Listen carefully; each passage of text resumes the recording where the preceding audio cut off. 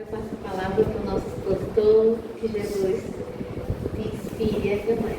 Obrigado. Boa noite a todos e a todas. Me ouvem bem? Tudo certo, né? Vamos lá, Beto. Tudo bem, tranquilo. Mais uma vez, obrigado pelo convite. É uma honra estar aqui, pela oportunidade de trabalho. Como eu costumo dizer, o expositor é o maior necessitado das suas próprias palavras. Nessa nossa busca incessante de evolução, de renovação, já é minha terceira vez aqui, na quarta eu vou querer uma camisa do LAC, né? Está em promoção. Eu vou... então tá tranquilo, baratinho. Então, se alguém está vindo pela primeira vez, não se assuste. A gente vai começar um pouco diferente hoje. Tá? Já vou explicar por quê. A espiritualidade, ela nos traz que o nosso mundo material, ele é uma cópia imperfeita do mundo espiritual. Então, para a gente entender do mundo espiritual, a gente precisa entender do mundo material para justamente retroalimentar o nosso entendimento sobre as coisas. Para falar de hábito, na verdade, eu vou começar falando de hábito e depois espiritismo, mas como o espiritismo é mais importante, vou ter que ver. Mas para falar de hábito, a gente precisaria de um seminário de horas aqui, porque é um assunto muito complexo e que demonta lá a nossa primitividade. Como a gente não vai ter esse tempo, eu vou ter que fazer um recorte no tempo, bem mais curto, começando a falar de algumas coisas que vão parecer estranhas, mas que vai se conectar depois com a questão espírita. Eu selecionei essa imagem no card, porque vocês já devem ter ouvido falar daquela expressão, o hábito faz o monge, que é uma expressão muito comum. O monge, ele tem por característica a disciplina, para poder ser submetido às meditações, às várias questões que ele precisa para ser considerado um monge.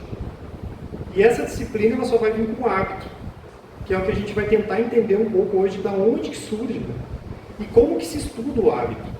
O hábito não se estuda só no âmbito da medicina, da psicologia, ela se estuda em vários ramos da ciência comportamental. Eu vou fazer esse resgate histórico para vocês entenderem como é tão complexo que muitas vezes a gente adquire hábitos sem querer adquiri-los. Então vem comigo aqui. Bom, 1776 vai ficar marcado como o início, digamos assim, de uma ciência chamada economia política. Adam Smith ele vai publicar um livro chamado A Riqueza das Nações, e nesse livro então vai ser considerado o início do estudo da economia. Muito apesar de que antes dele, o Antônio de Monte Cristo já tinha usado esse termo, e com o início e a efervescência do capitalismo, e com as suas contradições, fica-se a necessidade de estudar as relações entre os negócios, entre as pessoas. Então nasce, vamos dizer assim, a economia política. O Adam Smith ele era um liberal, ele acreditava na mão invisível do mercado. O Marx ele acreditaria que enquanto um homem explora o outro para obter lucro, nós estaríamos vivendo digamos assim, na pré-história da humanidade. Nós não vamos fazer aqui nenhum tipo de julgamento de valor. A questão toda é que naquela parte do século XVIII vai nascer assim uma ciência. Só que 100 anos depois vai ter uma revolução chamada de revolução marginalista. Por quê? Porque era todo mundo marginal, saia quebrando tudo? Não, não é por causa disso, tá, gente? É porque na economia o termo marginal ele quer significar um pequeno acréscimo, uma quantidade pequenininha a mais ou a menos. Então, o que acontece com essa revolução, que vai ocorrer mais ou menos 100 anos depois, desses caras que vão ser chamados de neoclássicos? Eles vão colocar, assim, tentar resolver o paradoxo da água e do diamante que era lá do Adam Smith. Qual era esse paradoxo? Lá nos clássicos, eles diziam assim, não, o valor das coisas não pode estar na sua utilidade, porque a água é muito mais útil do que o diamante, e logo a água é muito mais barata. Então, o valor deve estar intrínseco na sua escassez, deve estar intrínseco na sua forma de produção. Os marginalistas vão dizer, está errado. Se nós estivermos num deserto com uma bolsa cheia de diamante, e se tivermos sede, nós vamos dar o diamante por um copo de água, a água vai valer mais. Só que para o primeiro copo, talvez para o segundo. Para o terceiro, não. Porque aí a necessidade de água já não é tão grande, então a utilidade marginal da água já não é tão grande quanto a do diamante. E todo esse compêndio matemático, em função do iluminismo, né, do positivismo do século XIX já, vai fazer com que a economia ela perca, digamos assim, o status de política e fique só como ciência mesmo econômica, baseada na matemática, o foco na matemática, que era onde as ciências duras na época, que a gente chama, estavam crescendo cada vez mais. E aí, o que tem a ver economia, né, com hábitos, com espiritismo? É aí que eu vou chegar para vocês.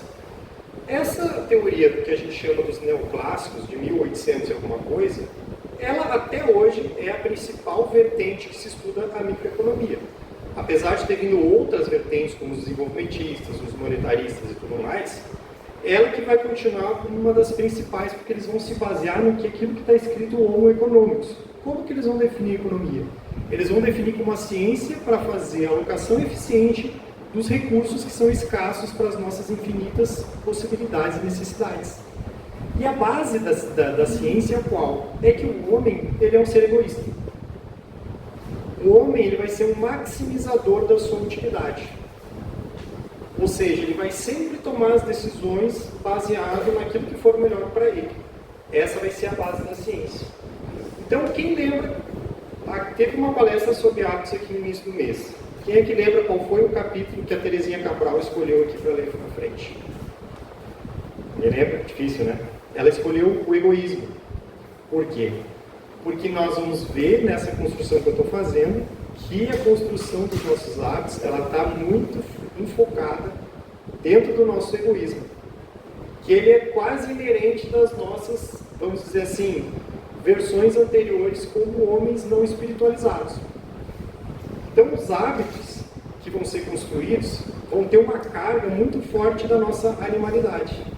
E a desconstrução dessa animalidade é que vai ser muito difícil para nós, por coisas que nós vamos ver daqui adiante. Bom, já entrando em 1900 e alguma coisa, um pouquinho antes da guerra, em 1912, um fisiologista russo chamado Ivan Pavlov, ele vai descobrir o que a gente chama de reflexos condicionados. O que ele vai fazer? Ele vai fazer uma experiência com cães. Ele vai pegar e vai tocar uma sineta e dar um alimento para o cão. Tocar uma sineta e dar um alimento para o cão. Ele estava estudando sucos gástricos. Ele se deu conta que depois de um tempo, só no ato de tocar a sineta, o cão já produzia sucos gástricos e salivava, criando assim um reflexo condicionado. Então vejam bem, o cão é um ser animal como nós. Nós somos o quê? Parte espírito, perispírito e corpo, quando estamos encarnados. O corpo, o que ele toma de hábito, ele vai imprimir no seu perispírito. E o perispírito que tem hábitos vai imprimir no corpo esses hábitos. Então, por isso que é importante a gente entender quais são os nossos hábitos do dia a dia, porque eles vão ficar no nosso perispírito e muito provavelmente nós vamos trazer de volta aqui para a próxima reencarnação. Bom, dito isso, avança um pouco mais, 1920 alguma coisa, vem lá o que é conhecido o pai da psicanálise, que é o Freud. Né? Só que o que poucos sabem é que o sobrinho do Freud, ele descobriu que o Freud era brilhante antes dele. E ele vai utilizar tudo aquilo que o Freud escreveu, digamos assim, para justamente mexer com os hábitos das pessoas. Então eu recomendo esse documentário chamado O Século do Ego, do Eu, onde ele mostra como esse cara chamado Bernays, Eduardo Bernays, ele vai até inclusive ser contratado por presidentes americanos para fazer pesquisas e descobrir quais são os hábitos das pessoas. Então ele consegue, por exemplo, na época as mulheres não fumavam, ele consegue fazer com que as mulheres fumassem, e assim por diante.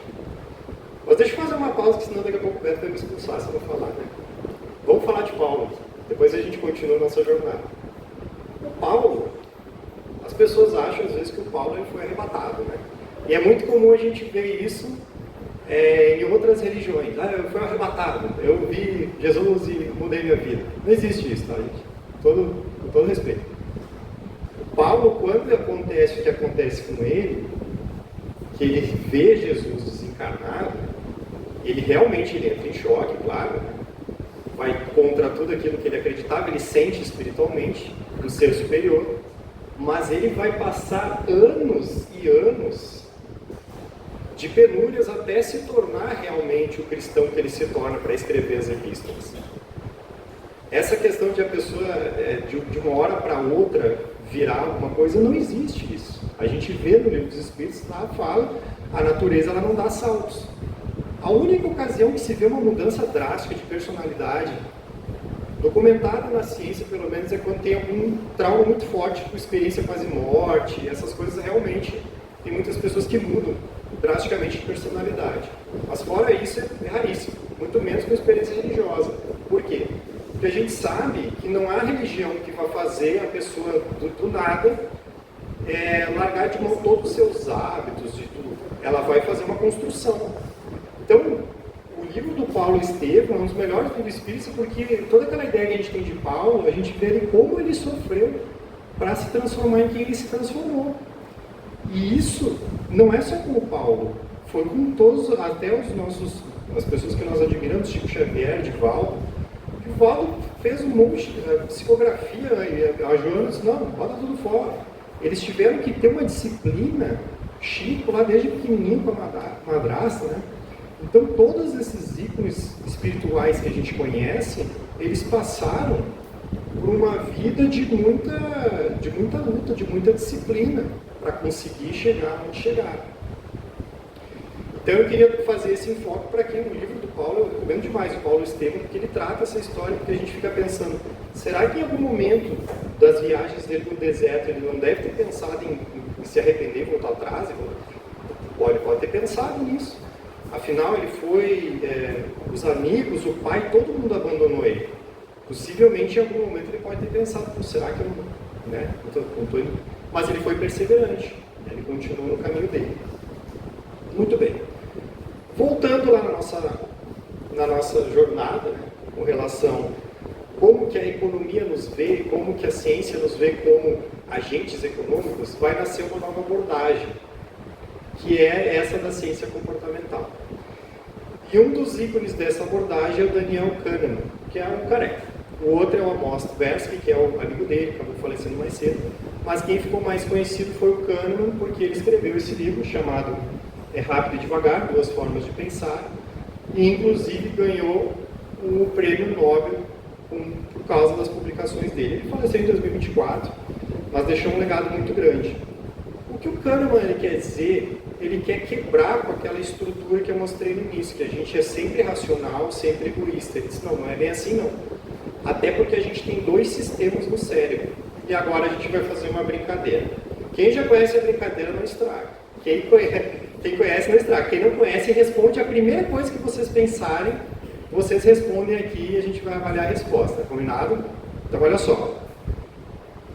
Um taco e uma bola custam R$1,10. O taco, ele custa R$1 a mais do que a bola. Quanto que custa a bola? Errado. 5 centavos. Eu vou repetir a pergunta. Um taco e uma bola custam R$1,10.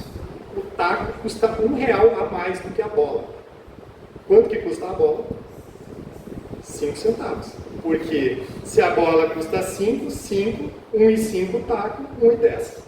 Se a bola custa 10, o taco teria que custar 90 centavos. Por que todo mundo até universitários, doutor, eu errei também. Porque o nosso cérebro, ele tem um lado preguiçoso, rápido e totalmente necessário para todas as nossas atitudes do dia a dia, e o sistema profundo, que ele vai parar para pensar melhor sobre as coisas. E aí, ele vai mostrar para nós que esses dois sistemas, eles têm vieses, que são desvios, e eles têm heurísticas, que são atalhos. Então, a heurística da disponibilidade. Quando tu recebe uma informação, tu busca no teu cérebro aquilo que tem disponível e responde aquilo. E outros vieses. Isso aqui dá uma palestra à parte. Eu não tenho como tratar disso aqui agora, eu vou ter que pular. Mas o fato é que uma das coisas que é interessante que ele prova, esse símbolo veio quando ele ganhou o Nobel. Porque ele prova o seguinte, que a nossa aversão à perda é maior do que a do lucro. Então, por exemplo, se ele perguntou para as pessoas o seguinte, ele perguntou assim, você tem R$900 certo, mas você tem 10% de ganhar R$1.000. Todo mundo quer os 900 na mão. todo mundo vai escolher, não, eu quero os 900 na mão. Só que se ele inverte a pergunta e diz assim, olha, tu vai perder 900 com certeza, mas tu tem 10% de perder 1.000. O pessoal prefere e não perder nada, 10% de não perder nada. O pessoal, ou perder 1.000, o pessoal pega os 10%. Porque a nossa aversão à perda é 2 vezes 25 maior do que a do ganho. Então a nossa mente ela não é matemática como os neoclássicos lá que quiseram dizer. Por mais que funcione na teoria, a gente realmente faz um monte de cálculo, mas na vida real não é assim que funciona. A gente vai ter várias questões que estão relacionadas com os hábitos, né? Então esse é um livro que eu recomendo bastante também. Ele fala sobre o poder do hábito. E os nossos hábitos, eles normalmente estão em loop. Então, por exemplo, uma pessoa que tem muita necessidade, ela fuma. Muitas vezes o que dispara o gatilho para fumar é ela terminar de comer ou tomar um café. Então é a deixa para tu fazer aquela questão e voltar. Mesma coisa, a corrida, outras coisas mais. Só que os hábitos eles podem ser saudáveis ou não. E o que esses caras descobriram é que existem hábitos que são angulares. Que se tu mudar esse hábito, a tua chance de mudar vários outros é maior. Então ele conta casos de pessoas que estavam endividadas, pessoas que tinham vários vícios. E aí resolveram mudar só um hábito para começar um outro. Por exemplo, vou começar a correr e parar de fumar. E vários hábitos dessa pessoa foi se transformando. Porque dependendo do hábito, tu tem ali uma quantidade de dias que tu tem que fazer para adquirir aquele hábito. Então, às vezes as pessoas falam, eu quero começar a ler, eu não tenho costume de ler. Aí quer pegar um livro e ler inteiro num dia, não vai dar certo. Eu quero começar a correr, aí quer correr 10 km no dia, não vai dar certo. Tu tem que fazer vários dias, poucas vezes, para o teu organismo entender que tu vai adquirir aquele hábito. Curiosamente, a Revista Internacional do Espiritismo, que é uma revista muito interessante, muito boa, nesse mês veio uma matéria maravilhosa do Marcos Flávio, que é um cardiologista lá de Brasília, sobre hábito, e eu disse, muita coisa que eu ia falar, ele falou melhor, eu vou dar o crédito para ele aqui, mas eu vou copiar. Né? Vou aproveitar que ele construiu tão bem, né? Tirou algumas referências que eu já ia usar, mas eu gostei melhor da construção dele, então eu vou dar o mérito para ele aqui, mas a gente vai lá. Por quê? Porque nos livros espíritas, eles vão trazer muito foco sobre os hábitos. Então, lá no Pensamento e Vida, que foi o livro que a Terezinha Cabral utilizou aqui, é que ela precisa de um livro só e ela dá um show, né? Eu preciso encher de coisa aqui para dar palestra. Mas nesse livro ele fala muito interessante, que ele fala isso ali, a esteira de reflexos mentais. O que são esses reflexos mentais? São aqueles reflexos condicionados lá do Pavlov, né? Que a gente vai criando e daqui a pouco a gente está navegando ali num rio que nem se dá conta. A gente está fazendo coisas sem se dar conta, olhando o celular, né? Porque virou hábito. Um dos livros que é muito bom é O Mundo Maior. Ali, quando o André Luiz está falando com o Calderaro ele faz uma analogia muito interessante acerca ele chama da casa mental, ele usa 3 andares. Então ele diz assim, o primeiro andar é o subconsciente, aqueles impulsos de sobrevivência inerentes ao animal. Já o segundo andar é o consciente, é o domínio das conquistas atuais, sobre o nosso esforço e a nossa vontade. Então, um materialista ele para por ali, ele acha que tudo é hábito da materialidade. Mas ele diz que a gente tem um terceiro andar nessa casa, que é o superconsciente, são aqueles ideais e metas superiores, que é onde nós espíritas queremos alcançar. É não só pensar no egoísmo material, é pensar, né, na questão espiritual e moral, que é o que a doutrina nos traz. Tá? No Evolução em Dois Mundos, eles trazem também sobre os hábitos. Né? Ele fala lá, a resposta automática aos estímulos constitui o que denominamos de hábito. Ele não é inato, ele vai ser adquirido pela repetição, adaptação, automatização, segundo a lei de aprendizado. Então, por esta razão, é um mecanismo que, a cada tentativa de adaptação, tende a corrigir erros, vencer inabilidades, até que se alcance a completa.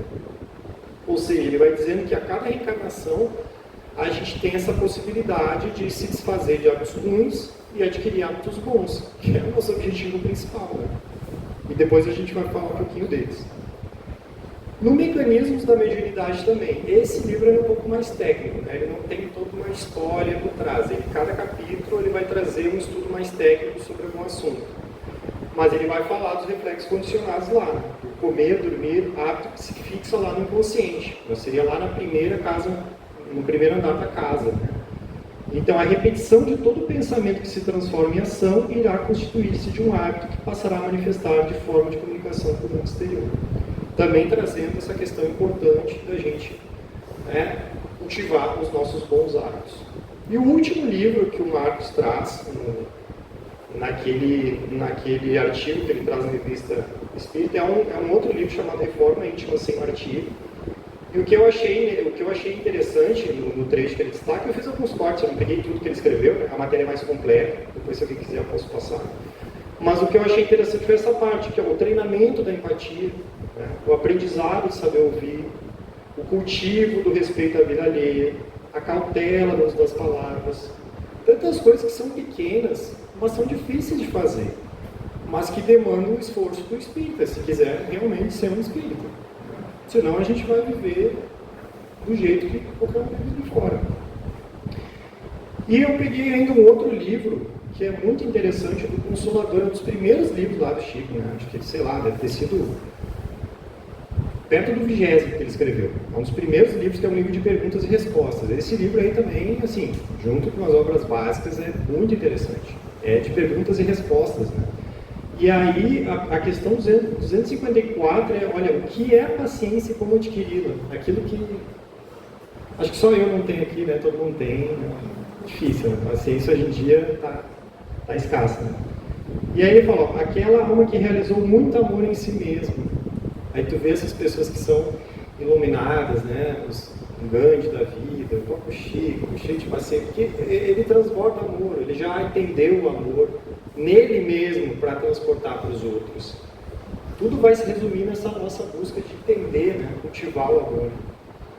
E aí ele fala, essas respostas são do Emmanuel, ele fala, o hábito faz a segunda natureza, ou o termo certo seria é a segunda natureza, que é uma frase de Aristóteles, que ele vai dizer assim, seria como a primeira e a segunda andar da casa.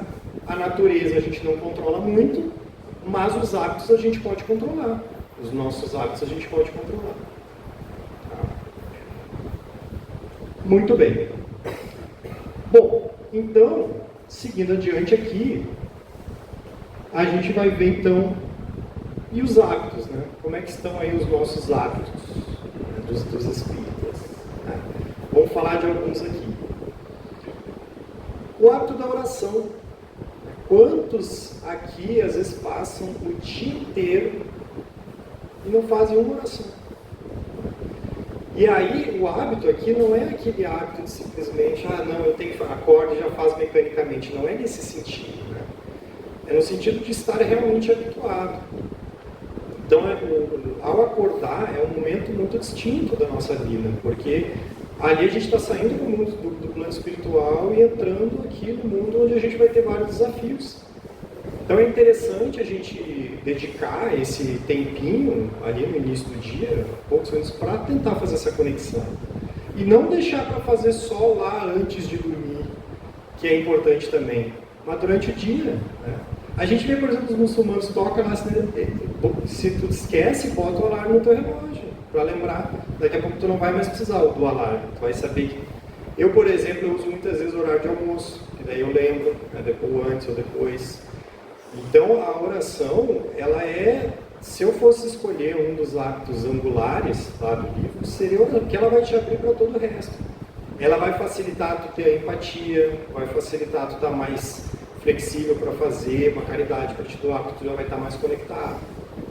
Então, a oração, ela é algo tão simples, mas no corre-corre do dia a dia a gente deixa tão... Se a gente fosse fazer uma análise, quantas vezes no dia eu paro para fazer? Eu, por exemplo, lá, antes das reuniões lá do meu departamento, nossa, eu me tranco lá, tranco na minha sala, de Jesus, ajuda que eu vou precisar de toda a possível para olhar para meus coleguinhas, né, e fazer. Então, assim, né, trai minha paciência para não ter. E assim, e funciona. Chega lá, quando tu vê, tu acha que vai ser um tumulto e dá tudo certo. Graças a Deus, né? A minha oração funcionou. Então, assim, é importante. Tem uma outra questão que não é a oração, é uma coisa mais soft, aquele pensamento, né? Tu comunicar com a espiritualidade sem necessariamente ter que proferir, é uma conexão. Uma vez um repórter chegou para a Madre Teresa de Calcutá e disse assim: quando tu conversa com Deus, que ele fala para ti? Aí ela disse assim, ele não fala nada, ele só escuta. Aí o repórter disse, então, né, quando tu fala com Deus, o que tu fala para ele? Ela disse, eu não falo nada, eu só escuto. Aí o repórter fica assim, como assim? Corajoso, ele fala, quer ver uma imagem boa disso? Um neto, uma neta, num colo do vô e do vovó. Só falar alguma coisa, só falar nada. Então ali se amando, se escutando, ninguém fala nada. Então, quando a gente tem aquele amor por uma pessoa, um casal, não fala nada. Só se olha e está se escutando. Né? Porque é uma conexão. Essa é a conexão que não necessita necessariamente de uma oração.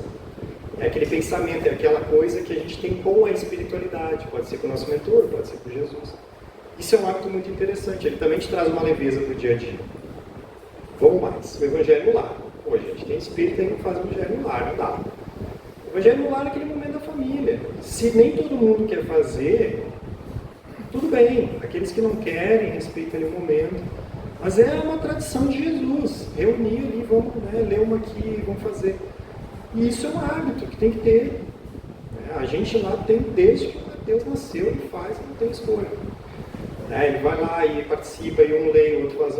Porque é interessante, às vezes é o único momento que a família tem ali mais olho no olho, na correria do dia a dia, um momentozinho por semana. É importante a gente cultivar. É uma tradição até do Cristo, dos seus apóstolos, aquele momento que eu acho que é importante. Então, quem ainda não faz, gente, é muito simples, né? Não tem nada de misterioso. Tem pessoas que têm vergonha de fazer oração, lê a oração, faz o Pai Nosso, preste cartas, preste São Francisco, lê, não tem problema, mas faça, né? Aqui, ó, a presença nas reuniões. É um hábito, tem que ser um hábito. Não pode ser uma coisa, hoje eu vou, hoje não estou afim. Não é. Aí eu vou contar um caso pessoal. Eu não costumo falar da vida pessoal, mas como esse caso demanda contra mim, eu vou falar. Eu sempre estudei espiritismo, gostei de estudar. E confesso que teve uma época da vida que eu estava meio assim, vagabundo para ir nas reuniões mediúnicas. Eu ficava meio entediado, né? Isso faz uns 15 anos atrás, assim. Só que no filé, queria estudar, né? Queria... E na reunião mediúnica eu ficava meio arrogante. Até que o meu excelentíssimo pai, também pai, obrigado pelo meu, contraiu um câncer. Você sabe que o final da história é bom que ele está aí, está vindo forte. Né? Aí quando surge a dificuldade, o que a gente faz? Corre para os seus filhos. Né? Cheguei lá e disse, os encarnados sempre aparecem, né? Assim, chega com aquela que faz tempo que não vê. E casualmente era um grande amigo meu que ia dar palestra naquele dia. Esse centro espírita no Rio Grande do Sul, ele era bem pequenininho. Era literalmente um fundo de quintal. Era uma casa de um senhor. E atrás, a gente deixava uns 20... Era muito pequeno. Era menor do que isso aqui. Mas era mais de 80 anos. Um dos mais antigos de lá e muito acolhedor. Então o palestrante ele ficava na primeira cadeirinha, assim, né, antes de começar a apertar a tiro. E eu vi que era ele, cheguei do lado dele. E o nome dele é Fabiano. E aí eu falei, confessei, né, seu Fabiano, olha só, né? Pô, a gente estuda tanto, né, cara? E eu tava aqui relaxado e agora o pai tá doente. Aí ele me chamava de Lu, né? Desde pequeno a gente se conhece, mas me chamava de assim, Lu, a gente é que nem o aluno sabichão. A gente acha que sabe tudo até a dor bater na porta e a gente vê e a gente não sabe nada. E aquilo tocou tanto em mim que eu disse, pô, eu nunca mais, né? Vou ter essa mudança de novo, eu vou fazer o que tem que ser feito. E aí ali eu retornei, tanto nos estudos quanto nas doutrinárias, porque ficou muito importante para recarregar nossas baterias. É o nosso momento de amizade aqui, de paz, né? E é super importante. É normal, um pouco antes, a gente diz, não quer, porque a gente está lá na materialidade, mas a gente entra aqui e sente-se super bem. A leitura. Olha o Chico lá, ó. Vamos ter que reencarnar de novo, provavelmente para ler tudo, né? As obras dele. A leitura já é um hábito bom, né? Agora, a leitura espírita é fundamental. A leitura, ela vai nos dar toda essa paz, esse embasamento. Só que a leitura, ela é diferente do estudo. A leitura é uma coisa, nem toda leitura é estudo. O estudo é fundamental. Um monte de espírita enche a boca, o espiritismo não é só uma religião, uma ciência, uma filosofia, mas não é um livro, não estuda, não adianta nada. Porque o estudo, mas não tenho tempo. Tem EAD, tem até EAD. Tem online, não tem desculpa para não estudar. Eu vejo às vezes, tem pessoas evangélicas que estudam mais que nós. Estão lá sempre com a Bíblia, estão lá, né, esperando a consulta, estão lá estudando, riscando. Então, o Espiritismo ele tem uma base para a gente ter os entendimentos enorme. Tem livro para tudo, para animal, para não sei o que. A gente pode aprender muito aqui. E a gente tem que pensar o seguinte, a gente não sabe onde é que nós vamos parar na outra vida, né? Eu acho que eu adoro lá os países nórdicos, né? Lá tem todo. Mas será que eu vou ser espírita se eu nascer lá? Provavelmente não, né? E aí, será que eu vou conseguir ter o entendimento das coisas que hoje a gente pode ter aprendendo espiritismo? Talvez não. Então, a gente está numa oportunidade relativamente única que a gente não sabe se vai se repetir numa próxima reencarnação, por exemplo. Mais a reflexão diária de Santo Agostinho. Então, lá na questão 919, né, ele vai dizer aquilo que a gente pode fazer no final do dia para saber o que a gente fez de bom, o que a gente deixou de fazer que poderia ter feito, né? Essa é uma reflexão importante que tem que ser feita. Não deixar lá quando a gente está no último sono, né? Porque aí a gente vai acabar dormindo, mas é interessante. E se não der para ser diária, que seja semanal, mas que a gente faça. Faça em alguns momentos essa reflexão, pare para avaliar aquilo que a gente foi. E eu até esqueci de colocar um aqui, agora que eu estou vendo que vai vir o próximo, que é o de pedir desculpa, né? A gente pede muito pouco desculpa. E aquela desculpa sincera, assim, sim ou não de Jesus, né? Se um amigo meu veio me pedir desculpa, ele veio assim, desculpa, né, mas é que, sabe como é que é, aí não adianta, tá? Tu vai pedir desculpa para uma pessoa, tu olha no olho e diz, olha, me desculpa, não foi legal aquilo que eu fiz. Esses dias, eu mesmo fiz isso aqui. Antes de entrar, eu estava totalmente estressado, negócio de trabalho. E eu mandei uns áudios assim para um vice-chefe lá, meu vice-chefe lá. E aí eu entrei aqui, assisti a palestra, tomei um passe, e eu digo, nossa, agora está na hora de chegar lá e pedir desculpa, porque eu acho que eu peguei meio pesado do jeito que eu falei. Aí eu mandei outro áudio, olha cara, me desculpa, com toda sinceridade, eu estava bem descompensado quando eu falei contigo, mas eu já tomei meu passe, estou melhor. Então, olha, se o meu tom aí não pegou bem, eu estou te pedindo desculpas sinceras. Porque a gente tem vergonha, às vezes, de pedir desculpas, mas a gente vai ter que pedir, a gente vai errar, a gente não tem condição. A gente está aqui para acertar, e se a gente errar, a gente vai lá, pede desculpa, pede perdão, que é um hábito interessante. O outro hábito que poucos fazem no afastamento. Jesus se afastava muitas vezes dos próprios apóstolos, das próprias pessoas que ele gostava. Ele se afastava por quê? Porque ele precisava daquele momento. E agora eu vou entrar nos maus hábitos. Não vou falar, né, muitos, porque senão a gente ia ficar aqui a noite inteira, né? Mas eu vou dizer só dois que eu acho que são do momento. E um dos que a gente vai ver dos métodos da gente muitas vezes deixar abrir mão de um mau hábito é essa questão do afastamento. Então hoje em dia não é tão fácil a gente se afastar, porque mesmo que a gente consiga se afastar fisicamente, se a gente não se desconectar dos aparelhos, a gente não se afasta. Então, mesmo quando a gente quer fisicamente se afastar, às vezes não é fácil. Às vezes tu vai num parque ou numa praia, tem um monte de som na volta, e tu não consegue aquele momento. Então, tu vai descer lá no teu prédio, também tem alguém, tem um vizinho, quer conversar. Só que isso, se a gente, deixa pra lá e não fizer, é pior. Então é um hábito muito importante, porque às vezes o nosso momento conosco mesmo, com o nosso mentor, e aquilo ali vai fazer o esclarecimento das nossas ideias. Vamos falar um pouquinho dos maus hábitos aqui, né? Então, a malandragem, como antigamente dizia um termo que era a velhacaria. A empatia da gente olhar a nossa volta. Uma coisa que me chama a atenção quando eu vou no supermercado, porque eu já fiz isso e vi que era errado, por exemplo, deixar o carrinho de compra, tu larga tuas compras e deixa o carrinho atrás do outro carro, né? E a outra pessoa ali vai fazer o quê? Ela vai ter que tirar o teu carrinho e levar para tirar o carro dela. Notem quando vocês forem no supermercado. Todo mundo quase faz isso. Então, quando eu fui no Congresso Espírita, a pessoa terminava a palestra, já todo mundo se levantava. Ninguém nem esperava você ter uma prece. Então, são coisas que a gente já se habituou, mas a gente tem que parar e ver se isso não é um hábito. Por isso que eu dei o aviso da conversa, porque às vezes a gente não se dá conta que a gente pode ser inconveniente. Um professor meu, uma vez ele foi para uma cidade europeia, não lembro qual foi, que ele estava fazendo um convênio lá com a universidade e todo dia o diretor lá do centro que ele trabalhava dava carona para ele. E aí ele chegava e a universidade era um prédio baixo, amplo assim, e bem na frente tinha um baita de um estacionamento, assim, como se fosse esses de super mesmo. E aí o professor chegava, estacionava lá atrás e eles iam caminhando para entrar. E ele brasileiro, né, no primeiro dia tá, né, deixou passar. Segundo dia também, no terceiro dia estava chovendo, eles foram de guarda-chuva até lá, e ele não se aguentou, né. Ele disse, não, cara, espera um pouquinho, me explica o seguinte, nós somos os primeiros a chegar e tu estaciona aqui atrás, por que tu não estaciona lá na frente? Ele disse, não, é porque justamente como a gente chega com tempo, a gente estaciona atrás. E aí a gente deixa as vagas da frente por aqueles que porventura podem ter se atrasado, podem ter tido um problema dentro de casa, e aí eles podem chegar e entrar mais rápido no prédio.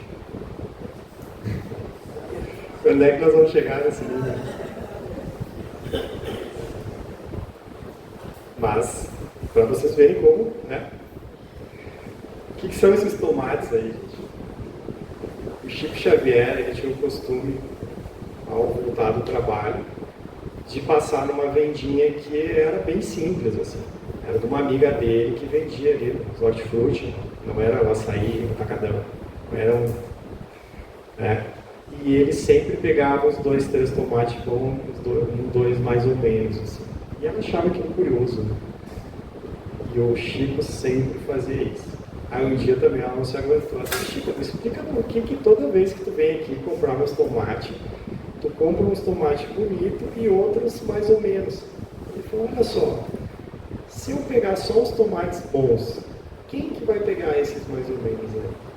E daqui a pouco vai ficar ruim para você, você pode acabar fechando e também vai ficar ruim para mim. Eu quero ficar bem e você quer ficar bem. Olha o pensamento, né? Da empatia, olha o que é esse ser que a gente tem que, né, admirar pela sua exemplificação. Então essas coisas do dia a dia a gente pode parar e observar, a gente sempre pode melhorar. Esse do carrinho aconteceu comigo. Eu uma vez fiz isso na corrida, eu deixei, e aí veio um senhor assim, nossa, de terno. Ele nem me olhou, ele só pegou o carrinho, levou lá, entrou no carro. Ele disse, esse cara deve ser espírita. Não sou eu, sou espírita, é ele. E ali eu me dei conta, eu nunca mais vou fazer isso, porque olha o exemplo, olha, ele podia ter, né, me falar, né? Não, ele não falou nada, ele nem me olhou, ele pegou o carrinho, levou e tal. Aí você olha como a gente tem que começar, né, a prestar atenção naquilo que a gente faz, né? Os vícios e a perda de tempo. Vamos lá. É um desenho. Ah, não, peraí, deixa eu rodar aqui. Só vai rodar a música do Beto. Ó.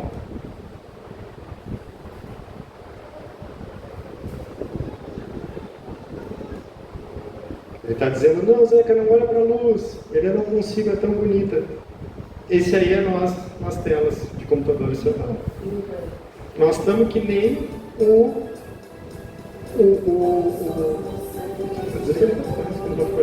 Deixa eu tirar aqui para ele.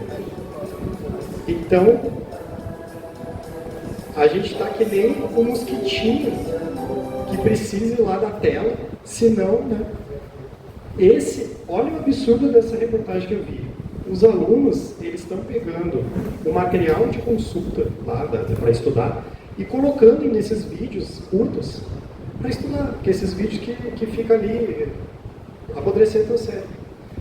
Então, hoje, quando eu falei do Bernard, lá atrás, do Center of Self, eu falei que eles faziam pesquisas de campo para descobrir os nossos hábitos. Hoje eles não precisam mais, porque todos nós entregamos de graça. Todas as redes sociais, a inteligência artificial que está ali por trás, ela está alimentando aquilo que tu deseja, o viés de confirmação. Então, se é de esquerda, tu vai receber vídeo de esquerda, se tu é de direita, e tu vai ficar naquela bolha, só sendo alimentado por aquilo que tu quer. E isso é tão poderoso que eles protegem justamente os algoritmos dessas inteligências artificiais dessas redes sociais, porque eles sabem quão viciante isso é. Eu sou professor, então eu posso falar, e sou aluno também, eu vejo e eu falo isso para os meus alunos. Eu dou graças a Deus que quando eu estudei não tinha isso, porque eu não sei se eu teria essa disciplina naquela idade. Por isso que tem essa polêmica agora, né, do celular nas escolas, mas é muito difícil. Eu fico assim, eu vejo os alunos, eles não se aguentam, é mais forte do que eles, né, a olhar o celular. E eu digo isso, gente, faz um exercício, fica um dia, desliga esse troço no fim de semana. Se der tremedeira, se der sudorese, tu tá viciado. Tu tá viciado. E aí, mas é tão bom e tal. Sim, dentro da sua medida. Hoje a gente tem, se tu pode botar um bloqueador. Eu tive um colega que ele botou um bloqueador, ele colocou lá que ele só podia usar X horas, 1 hora de Instagram por dia, senão bloqueava. Ele sabia que ele não tinha aquela disciplina, ele instalou um outro aplicativo para bloquear o acesso dele na rede social, para ele ter a disciplina de poder estudar. E deu certo, ele acabou passando no concurso. Então isso é muito sério, porque está tomando muito o nosso tempo. Eu não tenho por isso, porque eu sei que eu sou fraco. Se eu ficar nessa coisa aí de ficar vendo vídeo, eu sei que eu vou perder horas. Então eu já nem tenho. Eu já nem tenho para não correr a tentação. Bom, essa... Ó, de novo. Agora já sei. Essa neurocientista, ela vai falar sobre os maus hábitos. Então ela diz o seguinte: uma das formas da gente eliminar, pode se desligar com a opção, um dos maus hábitos que a gente consegue eliminar é justamente fazendo esse afastamento, é tomando distância. Porque aí a gente consegue ter uma visão mais de fora da coisa. Então aquele hábito bom de Jesus de se afastar aí também serve muitas vezes para a gente tirar o hábito ruim da nossa vida. Porque ela tem notado isso, e ela usa o exemplo das redes sociais, porque ela está vendo que, pelo menos na juventude, está ficando cada vez mais difícil de desconectar. Né? E não é só a juventude não, mas eu estou na fila lá esperando um exame, está lá, um senhor também fica lá só olhando o vídeo, podia estar lendo um livro, né? Alguma coisa mais útil. Né? E chegando aqui nos finalmente, né, essa parábola das 10 virgens é uma das parábolas que eu mais gosto. É por causa das virgens, viu? Chefe, vai virar comigo, né? Não tem nada a ver com isso, vai me incomodar em casa. Mas é por causa da mensagem que ela traz, que é muito interessante. Isso aqui dá uma palestra à parte, então eu vou ter que reduzir também, falar rápido a parábola, só para chegar no ponto que eu quero chegar. Nessa parábola tem 10 virgens ou noivas. 5 são prudentes, 5 são nécias ou imprudentes, ou tolas, né? E aí o que acontece? Elas têm que levar a lâmpada com azeite, porque elas têm que esperar o final lá da festa para se encontrar com o noivo. E o que acontece? As 5 que são prudentes, elas levam o azeite além da vasilha delas, lá da lâmpada, porque elas não sabem que horas que vai acabar a festa e que elas vão ter que se encontrar com o noivo. E as outras 5 não, elas vão assim como elas estão. O que acontece? Demora, e na hora que elas têm que se encontrar com o noivo, elas não conseguem, porque elas estão no escuro. E elas pedem, as 5 que não levaram, elas pedem para as outras: não, me dê um pouco do seu óleo. E elas dizem: não, se tu não trouxe, o problema é teu.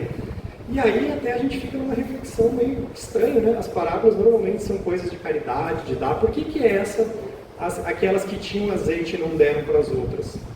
Porque é justamente sobre isso. É sobre o hábito. É sobre o orar e vigiar. Isso aí tu não transfere para ninguém.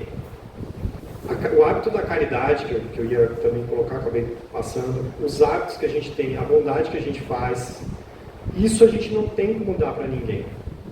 Então, é uma coisa que a gente constrói e não tem como dar. E essa parábola ela fala sobre isso, sobre aquilo que tu conquista pela tua vigilância, e infelizmente tu não tem como dar para uma pessoa por mais que tu ame ela. Então, quando a gente vê os livros, por exemplo, né, lá do André Luiz, muitas vezes tem um espírito lá iluminado, a própria mãe do André Luiz, ela quer resgatar aquele parente, mas ela não tem como fazer isso por ele. Ele tem que fazer por ele. E é isso sobre que essa parábola fala. E só para encerrar, então, eu vou passar mais um videozinho que eu acho que muitos conhecem.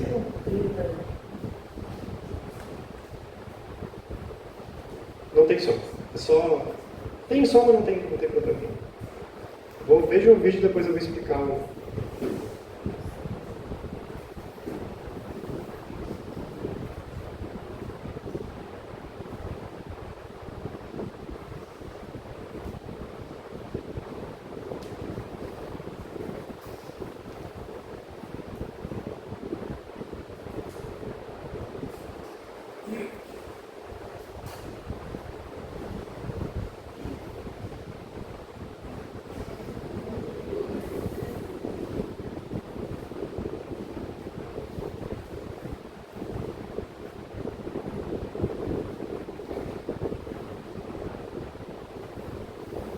que eu escolhi esse vídeo para a gente fechar a nossa reflexão de hoje? É porque o menininho ele tinha aquele hábito, né? E ele não desistiu. Então, quando a gente quer adquirir um bom hábito, a gente quer eliminar o mal, vai ter muitas coisas que vão dar a entender que a gente tem que desistir. A gente vai pensar mil coisas. Na cabeça dele, ele pensou que o gato podia ter corrido, que o gato podia ter desistido dele, que o gato tinha se mudado. Mas ele continuou tentando encontrar para poder cumprimentar o gato. E quando ele viu, foi a resposta mais linda. O gato, a gatinha, estava tendo os filhinhos. Então, por isso que ela não podia estar lá. Eu espero que tenha sido proveitoso e frutífero para todos. Agradeço imensamente, mais uma vez, a oportunidade. E que a gente possa ficar com o nosso mestre, exemplo, guia, Jesus, hoje e sempre. Que assim seja.